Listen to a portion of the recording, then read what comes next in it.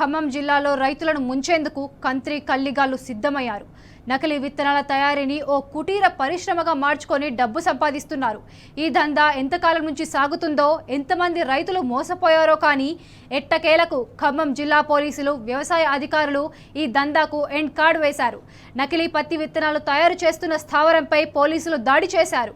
3 వేర్వేరు కేసుల్లో 14 లక్షల విలువ చేసే 560 కేజీల నకిలీ విత్తనాలు పట్టుకున్నారు. 9 మందిని అరెస్ట్ చేసినట్లు జైలుకు పంపారు. ఈ దందా ఎలా మొదలైంది, ఎక్కడి నుంచి ఎక్కడి దాకా ఈ నకిలీ విత్తనాలు వెళ్తున్నాయనే అంశాన్ని తేల్చేందుకు లోతుగా విచారణ కొనసాగిస్తున్నారు. ఎన్కూరుకు చెందిన గాజుల నరసింహారావు ఈ నకిలీ విత్తనాల తయారీకి సూత్రధారిగా పోలీసులు గుర్తించారు.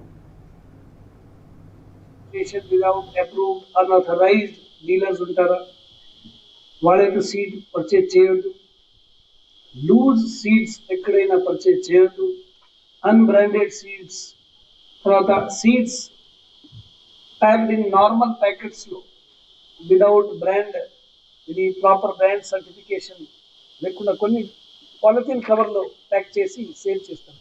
అట్లా ఎవరైనా మీకు సేల్ చేయడానికి ప్రయత్నం చేస్తే మీరు పోలీస్కి, అగ్రికల్చర్ ఆఫీసర్స్కి, టాస్క్ ఫోర్స్కి ఇన్ఫర్మేషన్ ఇవ్వండి.